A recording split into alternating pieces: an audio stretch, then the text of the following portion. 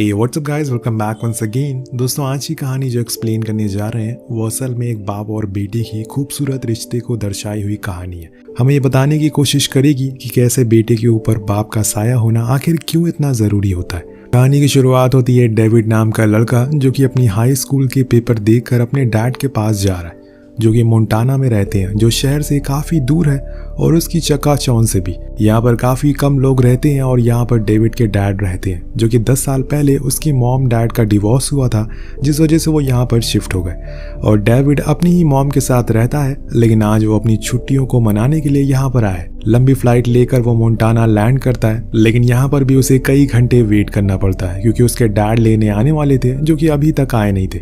इसीलिए वो वहीं बैठा रहता है। बहुत देर बाद एक शख्स उसके पास आता है जिसका नाम जेसी होता है और वो यही डेविड के डैड है। वो उसे बस हेलो कहता है और कुछ नहीं, जिसे साफ पता चलता है कि उसके डैड से उसकी बनती नहीं है। वो यहाँ पर बस जबरदस्ती भेजा गया है। खैर, अब दोनों ही कार से घर की ओर जाते हैं। बीच रास्ते में डेविड बाहर देखता है उस जगह को जो पूरी तरह से बर्फ से ढकी हुई है। उसे इस जगह के बारे में कुछ भी नहीं पता। वो हमेशा से शहर में रहा है, इसीलिए उसके डैड चाहते हैं कि वो अब धीरे धीरे करके यहाँ पर रहना सीखे, यहाँ पर सरवाइव करना सीखे और सबसे बड़ी बात शिकार करना सीखे। लेकिन जब इस बारे में डेविड को पता चलता है तो वो ज़्यादा खुश नहीं होता क्योंकि उसे इन सब चीज़ों में कोई दिलचस्पी नहीं है। लेकिन जेसी ने मन बना लिया है कि वो अब इस पूरे वेकेशन में उसे शिकार करना सिखाएगा। बीच रास्ते में उनकी थोड़ी मोड़ी बातें भी होती है जिसमें वो उसकी मॉम के बारे में पूछते हैं। वो कहता है कि उन्होंने तुम्हें यहाँ कैसे भेज दिया, तो वो कहता है कि मैंने ही उन्हें बोला था कि मुझे डैड के पास जाना है, लेकिन आपने तो मेरी सारी एक्सपेक्टेशन खराब कर दी। वो सॉरी बोलता है और फिर बताता है कि तुम्हें मैं यहाँ पर कुछ ऐसी चीज़ों के बारे में बताऊंगा और कुछ ऐसी चीज़ें भी सिखाऊंगा जो शायद तुमने आज तक कभी नहीं सुनी होगी और ज़िंदगी भर तुम उन्हें भूल नहीं पाओगे। घर जाने के कुछ देर बाद ही वो उसे लेकर शिकार के लिए निकल जाते हैं। जैसे कि उसने उसे कहा था, वो दोनों ही अपनी राइफल लेकर आज चिड़ियों का शिकार करेंगे। लेकिन जॉनी, जो कि उसके डैड थे, वो बरसों से शिकार करते हुए आ रहे हैं, इसीलिए वो एक ही झटके में चिड़िए को गिरा देते हैं। लेकिन वहीं दूसरी तरफ डेविड, वो तो सही से बंदूक भी पकड़ नहीं पा रहा था। वो उससे कहते हैं कि जब तक तुम कोई भी चिड़ियों को शूट नहीं करोगे तब तक तुम घर नहीं जाओगे। दोस्तों, इस कहानी में आपको बाप और बेटे के अलावा कई और चीज़ों के बारे में भी जानने को मिलेगा जो कि जीने के लिए ज़रूरी है। खैर, अब कहानी आगे बढ़ती है और शाम हो जाती है, लेकिन डेविड एक भी शिकार नहीं कर पाता और इस बात से जॉनी काफी गुस्सा करता है। वो मन ही मन सोचता है कि उसका बेटा कि कैसे इतना बेकार शिकार कर सकता है जबकि वो इतना माहिर है। आखिर में जाकर एक बर्ड गिरती है। जब वो लोग उसे ढूंढने के लिए जाते हैं तो वो कहीं दिखाई नहीं देती। तो जॉनी कहता है कि शायद वो ऐसे जख्मी हालत में उड़ गई होगी। तो डेविड कहता है कि ऐसा नहीं है, असल में उसे गोली लगी ही नहीं थी। यहाँ पर जॉनी अपने बेटे का मोराल डाउन ना करना चाहता था, इसीलिए वो झूठ कहता है कि वो उड़ गई। देखो, यहाँ पर खून के निशान भी दिख रहे हैं, लेकिन तुम उदास मत हो, कल हम लोग फिर से आएंगे और इस बारी हमें बड़े जानवर का शिकार करेंगे। इसके बाद दोनों घर चले जाते हैं। यहाँ पर जॉनी भले ही स्ट्रिक्ट है, लेकिन वो अपने बेटे की केयर करता है। उसे ये अच्छे से पता है कि शिकार करना सीखने में उसे समय लगेगा। अब रात में खाने के बाद डेविड कहता है कि घर में बहुत सारी फोटोज लगी हुई है। वो असल में उसके दादाजी की थी। वो एक माहिर शिकारी थे। जॉनी बताता है कि उसने जो कुछ भी सीखा है अपने डैड से सीखा है। मैं उन्हें बहुत मिस करता हूँ। मेरा भी तुम्हारे जैसा ड्रीम थे कि शहर में जाकर पढ़ाई करूँ, लेकिन मेरे डैड ने मुझे यहाँ पर सर्वाइव करना सिखाया। उन्होंने मुझे इस जगह की अहमियत बताई। तुम्हें पता है, जब मैं तुम्हारी उम्र का था तब मैंने पहली बार एक डियर का शिकार किया था, जिससे मैं बहुत खुश था। उस दिन मेरे डैड ने मुझे एक राइफल गिफ्ट करी थी जिसको मैंने आज तक संभाल कर रखा है। चलो अब जल्दी से सो जाओ, कल हमें बड़े शिकार के लिए थोड़ी दूर पर जाना है। अब दोनों सोने के लिए चले जाते हैं, लेकिन डेविड देर रात गेम खेलता रहता है, इसीलिए जॉनी उसे डांटता है और उसे फोन छीन लेता है, जो कि डेविड को बिल्कुल पसंद नहीं आता। अब अगले दिन का सूरज निकलता और ये दोनों ही तैयार होकर अपनी जीप से शिकार के लिए निकल जाते हैं। आज उन्हें लंबा सफर तय करना है। जाने से पहले जॉनी उसे वही राइफल गिफ्ट करता है जो कि उसके डैड ने उसे दी थी। वो इस लेगेसी को आगे बढ़ाना चाहता था और उससे कहता है कि अब से तुम्हारा निशाना नहीं चुकेगा। अब डेविड ट्राई करने के लिए एक चीज पर एम भी करता है और इस बार वो सही जगह निशाना लगा लेता है। यहाँ हम देख पाते हैं कि डेविड का मन नहीं है शिकार पर जाने के लिए, इसीलिए वो अपने रूम में आ जाता है और फोन यूज करने लगता है। पर तभी वहाँ डैड आते हैं, उसे नीचे आने को बोलते हैं, तो वो अपना फोन वहीं छोड़कर चला जाता है जिसमें उसकी मॉम का वॉइस मेल आया था। उसका फोन छोड़कर जाना उसकी सबसे बड़ी गलती होगी या फिर सबसे अच्छी बात, ये हमें आगे पता चलेगा। लेकिन इतना जरूर बता दूं कि जो कुछ भी होने वाला है वो हैरान कर देगा। अब जीप में बैठने के कुछ देर बाद ही डेविड जाने से मना कर देता है क्योंकि उन्हें शिकार में कई दिन लगने वाले हैं और वो काफी दूर भी है। इसीलिए वो कहता है कि मैं किसी टेंट में नहीं सोऊंगा। मुझे किसी जानवर को मारना भी अच्छा नहीं लगता। तो जॉनी उसकी बात से गुस्सा हो जाता है और कार को मोड़ने लगता है। वो अपने बेटे से कहता है कि तुम किसी भी काम के नहीं हो, शायद मैंने तुम्हें यहाँ पर बुलाकर गलती कर दी। अब कुछ देर बाद पता नहीं डेविड को क्या सोचता है, वो कार को रोकने को कहता है और बोलता है कि ठीक है मैं चलूंगा, मुझे भी अपने दादा की जैसे बनना है। वो सिर्फ ये अपने डैड के लिए कर रहा था, उसे ये समझ आ गया था कि उसके डैड के लिए ये सब चीज़ें बहुत मायने रखती है। अब जहाँ पर इन्हें जाना है वहाँ तक कार नहीं जाती, इसीलिए दोनों अपने सामानों को लेकर पैदल ही आगे निकल जाते हैं। बीच रास्ते में वो डेविड से कहता है कि मैं अब बूढ़ा हो चुका हूँ, इसीलिए तुम धीरे धीरे चलो, तुम मुझसे काफ़ी तेज़ हो। लेकिन डेविड का कहना था कि वो ऐसे नहीं है, उसने तो कभी भी कोई रेस भी नहीं जीती, उसे तेज तो वो चल रहे हैं। अब बातों बातों में जॉनी भालू का जिक्र कर देता और बताता है कि यहाँ पर अक्सर भालू देखे जाते, तो डेविड हैरान हो जाता और डर भी जाता है। उसके डैड उसे शांत करवाते हैं और कहते हैं कि घबराओ मत, मैं तुम्हारे साथ हूँ, तुम्हें कुछ नहीं होगा और हमारे पास बंदूक भी तो है। अब पूरे दिन चलने के बाद ये लोग उस जगह पर पहुंच जाते हैं जहाँ पर जॉनी अपने डैड के साथ आया करता था। वहाँ उन्होंने एक हट भी बनाया हुआ था जिसमें ये लोग आज की रात गुजारेंगे। अब सूरज निकलता है और ये लोग पूरी तैयारी के साथ एक हिरन का शिकार करने के लिए जाएंगे, जिसके पीछे जॉनी बहुत टाइम लगा हुआ था। उसने उस हिरन को हर जगह पर फॉलो किया और कई दिनों तक, इसीलिए उसे अच्छे से पता है कि वो कब और कहां कैसे आएगा। अब ये लोग उसी ओर जाने लगते हैं, फिर बीच में इनका सामना हो जाता है एक भालू से जो अपने बच्चों के साथ होता है। डेविड बहुत डर जाता है और शूट करने के लिए कहता है, लेकिन जॉनी मना करता है और उसे सिखाता है कि कैसे इन हालातों में खुद को बचाया जाता है। वो उसे चुपचाप अपनी जगह पर खड़ा रहने को बोलता है, जिससे कि वो भालू वहां से चला जाता है। तो डेविड पूछता है कि उसने हम पर हमला क्यों नहीं किया, तो उसके डैड बताते हैं कि वो अपने बच्चे के सामने किसी को मारना नहीं चाहता, इसीलिए उसने ऐसा नहीं किया। उसे अच्छे से पता है कि हम उसके सामने खड़े हैं। फाइनली ये लोग उस जगह पर पहुंचते हैं और इंतजार में बैठ जाते हैं। जॉनी को अच्छे से पता था कि वो किस टाइम आएगा, लेकिन ऐसा होता नहीं है। वो शाम तक इंतजार करते रहते हैं, लेकिन वो हिरन वहां नहीं आता। अब वो लोग कुछ दूरी पर जाते हैं, वहां उन्हें वो हिरन एक लेक में मरा हुआ मिलता है। जॉनी ये देखकर बहुत गुस्से में आ जाता, क्योंकि इसे किसी नौसिखिए ने मारा था, इसीलिए वो भागते हुए यहाँ पर आया है और कई दिन तक यहाँ पर तड़पता रहा। फिर जाकर उसकी मौत हो गई। उन लोगों को बहुत गालियां भी देता है जो बेमतलब का शिकार करते हैं। वो डेविड से कहता है कि हम इतनी दूर यहाँ पर आए हैं तो बिना शिकार किए हुए हट नहीं जा सकते, वरना आज हमें ऐसे ही भूखे सोना पड़ेगा।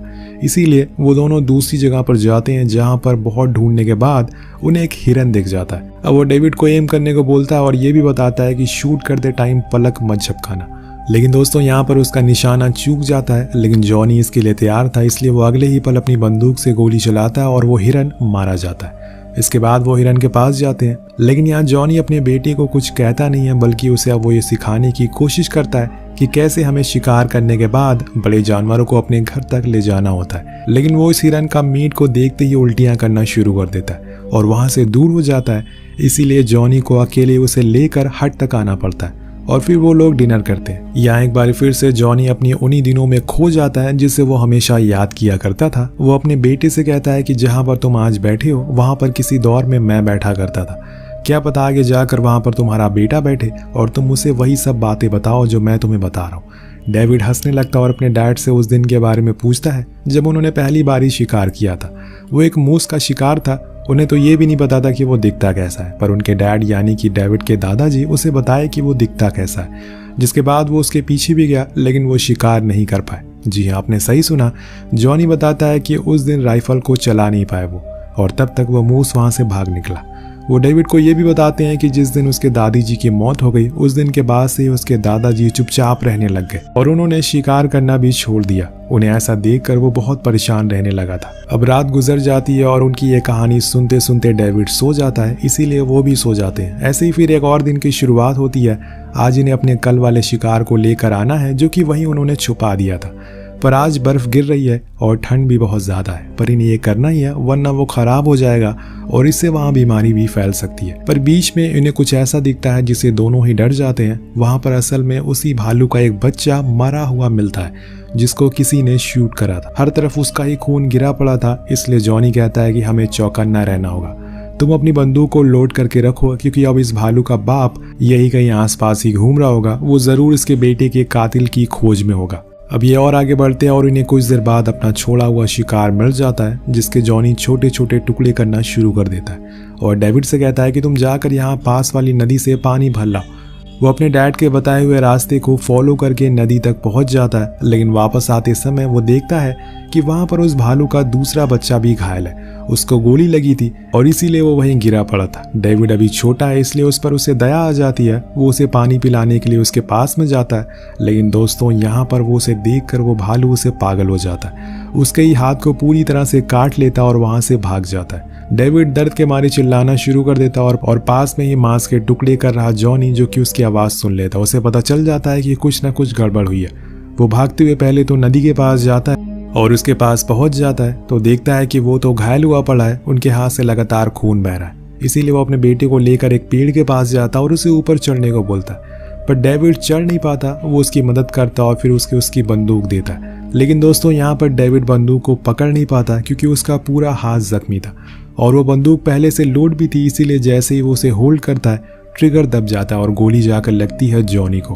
पर शुक्र है कि उसका पैर ही जख्मी हुआ था, कहीं और गोली नहीं लगी थी। दोनों ही बाप बेटे जख्मी थे, पर गोली की आवाज से वहां पर बड़ा वाला भालू आ जाता है। इसीलिए जॉनी रेंगते हुए बंदूक को उठाता है और उसकी तरफ करता है, पर वो इन्हें कुछ कहता नहीं है, इसीलिए वो शूट भी नहीं करता। अब डेविड पेड़ से नीचे उतरता और अपने डैड से माफी मांगता है, पर जॉनी उसे कुछ नहीं कहता। उसे पता है कि ये समय डांटने का नहीं है बल्कि साथ देने का है।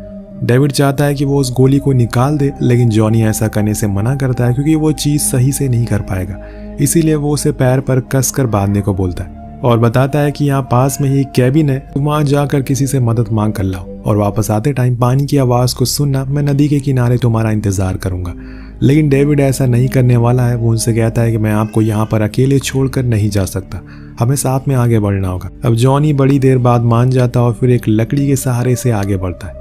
बीच में वो उसे राइफल की सेफ्टी लॉक के बारे में भी बताता है और थोड़ा सा डांटता भी है। तो वो एक बाप है, जिसके बाद ये लोग फिर से आगे बढ़ते हैं। पर कुछ देर जाने के बाद जॉनी की हिम्मत जवाब देती है, वो और चल नहीं सकता।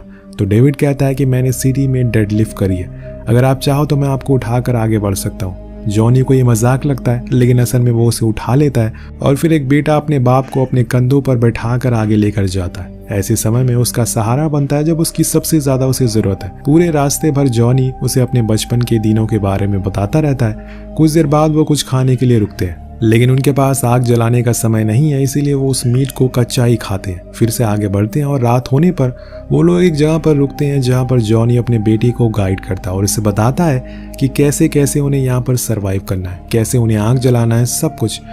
डेविड सारी चीज़ें अच्छी तरीके से सीखता है और अब वो चीज़ों को सीरियसली ले रहा था। लेकिन जैसे जैसे दिन बीत रहे थे उसके पिता की हालत खराब होती जा रही थी, इसीलिए उसे उन्हें लेकर जल्दी ही आगे बढ़ना होगा। अब वो रात तो जैसे तैसे करके निकल जाती है, पर सुबह सुबह ही डेविड को उस भालू का डर सताने लगता है। वो अपनी बंदूक पकड़ लेता है, लेकिन तभी उसके डैड की आंख खुलती है। वो उल्टियां करना शुरू कर देते हैं। उन्हें तेज बुखार था और बर्फीली जगह पर बुखार चढ़ना मतलब मौत के बराबर होता है। लेकिन डेविड ने हिम्मत नहीं छोड़ी। वो अपने पिता को लेकर अभी भी आगे बढ़ता है। जॉनी के अंदर जितनी भी ताकत बची थी वो उसी की मदद से उसे रास्ता बता रहे थे, पर डेविड ने बहुत दिनों से कुछ खाया नहीं है। उधर जॉनी ने भी कुछ खाना छोड़ दिया है, वो पानी तक नहीं पीते, इसीलिए वो सही से रास्ता भी बता नहीं पाते। और कुछ दिन बाद डेविड को पता चलता है कि वो लोग रास्ता भटक चुके हैं और ये इनके लिए सबसे बड़ी मुसीबत बन गई थी। अब ऐसे ही एक दिन डेविड पानी के लिए जाता और वहाँ एक बर्ड का शिकार करता है, जैसे कि उसके डैड ने उसे सिखाया था। वो लाकर अपने डैड को खाना खिलाता है और पानी भी पिलाता है, लेकिन अब जॉनी की हालत बहुत खराब हो गई है। वो एक दिन जब अकेले ऐसे ही बैठा होता है तब उसके पास एक हिरन आता और बस उसे छू कर चला जाता है। जॉनी उस समय बस उन पलों को याद कर रहा था जो उसने अपने डैड के साथ बिताए थे, पर डेविड उसका बेटा वो हिम्मत नहीं हारता। वो अपने डैड को बचा कर रहेगा, चाहे कुछ भी हो जाए। एक दिन वो ऐसे ही उन्हें कंधे पर बैठा कर चल रहा होता है कि उसे अपने सामने एक घर दिखता है। वो ये बात अपने डैड को बताता है, लेकिन वो कोई जवाब नहीं देते। अब घर के गेट को नॉक करता है और उन्हें बताता है कि वो लोग मुसीबत में है, उसके डैड को गोली लगी है। वो लेडी समझ जाती है, इसीलिए वो उन्हें अंदर आने को बोलती है, जिसके बाद वो लोग डॉक्टर को बुलाते हैं। पर जब वो जॉनी को देखती हैं तो उन्हें पता चलता है कि वो मर चुके हैं। और जब ये बात वो डेविड को बताते हैं तो वो कहता है कि हाँ, मुझे पहले ही पता था कि वो इस दुनिया में नहीं है। अगर वो चाहता तो वो उन्हें वहीं कहीं दफना देता, लेकिन उसने ऐसा नहीं किया, क्योंकि उसके डैड ने कहा था कि तुम्हें तब तक लड़ना चाहिए जब तक तुम्हारे अंदर 1% भी जान बची हो। अब सुबह होने पर वो अपने डैड के पास जाता है, जिन्होंने उसे अकेला छोड़ दिया था, और इस लेगेसी को आगे बढ़ाने की जिम्मेदारी अब उसके कंधों पर है। वो उन्हें देखकर बहुत रोता है और वादा करता है कि वो उनकी ही तरह एक बहादुर और एक शातिर शिकारी बनेगा और इसी दृश्य के साथ ये कहानी का यहीं पर अंत हो जाता है। तो ये इमोशनल कहानी आपको कैसी लगी नीचे कमेंट करके जरूर बताएगा। मिलते हैं अगली वीडियो में। Peace out.